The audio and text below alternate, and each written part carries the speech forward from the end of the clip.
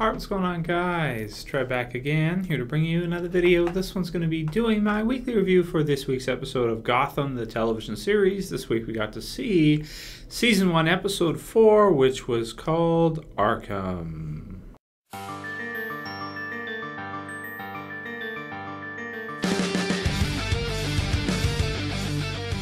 Alright, and as always, my reviews do contain spoilers. For anyone who has not seen the episode yet, you may or may not want to watch this review. So that said, Gotham, 4th episode series is going super strong.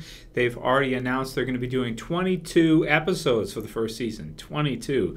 So that's a lot when you consider that each episode is about 42 minutes. You know, you have a lot of different characters, a lot of different things happening. 22 episodes for the first season. It's pretty much guaranteed that we'll get a second season, I would have to say, based on how it's been going so far. So far, each episode is in the around 6 million view range, 6 to 7 million. With the premiere, had a little bit more, 8 million, but that's to be expected. I feel like the show has been going really strong so far, doing a great job so far. I actually went back this week after watching Arkham and watched the pilot again with my girlfriend who had never seen it, and you know, she really likes it a lot because she's a big Batman fan. She likes Harley Quinn and she remembers the cartoon and all that, and she loves it as well too, especially the Penguin. In this episode again, we had some more great stuff with the Penguin. My favorite interpretation of the Penguin, as I've mentioned in my previous reviews. And each week it just gets better and better and better. You know, this week we find a lot of stuff happening with the Penguin this week. First he meets with Gordon, he gives him the warning. And then, of course, he, well, unknowingly to the viewer at that time, the restaurant that he's working at gets attacked and by a few guys. And he is able to save the money, and Maroni promotes him to restaurant manager since the manager was actually killed.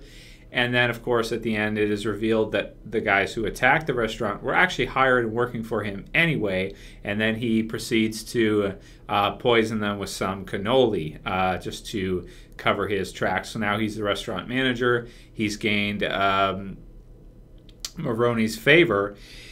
And he's added a few more guys to his quickly growing kill count. So still the Penguin, the best villain for me in Gotham thus far. Really can feel for that character and really just like him as a bad guy. Now what I mean by that is, for example, like I like bad guys that are intriguing. I like bad guys that are fun. I like bad guys that are relatable to a degree. Not entirely, but to a degree relatable. And he is all of those things. He's just awesome. So, yeah, so he's great again this week in this week's episode. We also see a new villain, which is Gladwell, who is a hired hitman for both Maroni and also Falcone, Carmine Falcone. So you have both mobsters hiring him seemingly to put some hits on a couple important members of society. We had, of course, the attempt on the mayor. Then we had some councilmen and things like that. And, you know, I thought he was an interesting villain. Of course, he's been shot down now by Bullock, so I don't think he's still alive because he was lit up pretty good there. I would assume he won't be coming back. But he's not a villain that I know about from the Batman comic books. I've never heard of a Gladwell.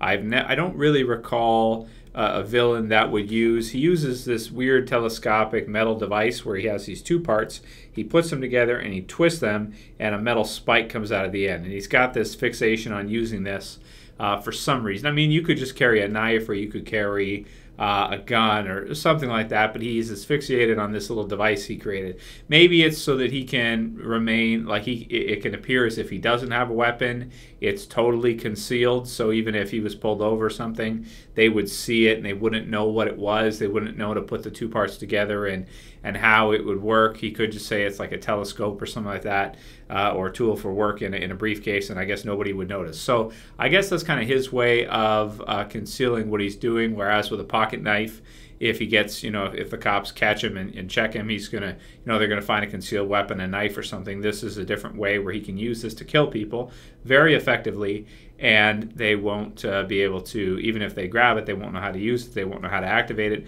and thus they won't see the weapon that it is. which is cool, I guess. He's a decent villain. He's basically just kind of, I guess, a hired hitman, so to speak, professional hitman. So he's got his own little thing, but he's not a major villain, obviously, because he's not, I don't even think he's alive right now, or is going to be coming back in the series again, of course, because he was shot down.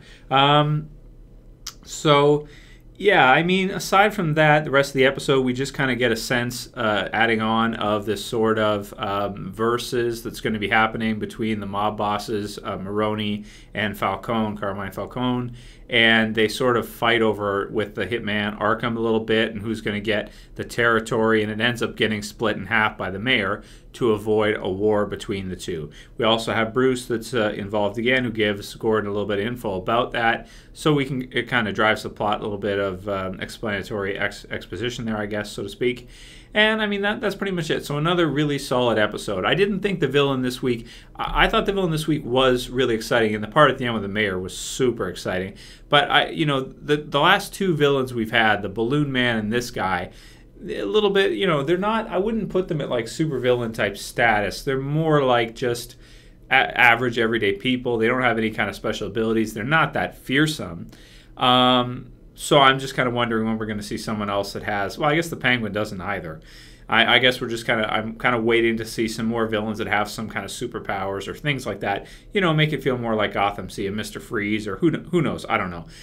You don't necessarily need that, but it's kind of like the difference between when you have Batman with Gotham, you're dealing with like, kind of enhanced, or you get some kind of superpower, a little bit of enhanced with a lot of the villains, that kind of thing. Versus where you have like a mob show, like a police department type show, where you would have characters that just kill with guns and that's it. So I'd like to see a little bit more from Gotham. Now they're kind of on that path, but I'd like to see a little bit more in terms of villains that have special abilities or have special interesting things about them. I guess Balloon Man kind of did. It was a weird, interesting way. This guy kind of had his thing. Next episode's called Viper, so I guess we'll have to see what happens with that. Maybe, let's see, I don't know, maybe have one of the other Batman villains in there, like a Copperhead or somebody with Viper. I don't know, maybe somebody kills with poison. I guess we'll have to see, how that goes. Again, Fish was in it. Mooney, of course, Jada Pinkett Smith, and she was picking a weapon, so to speak. I really liked her kind of strategy with that when you have this new female called Liza who wins.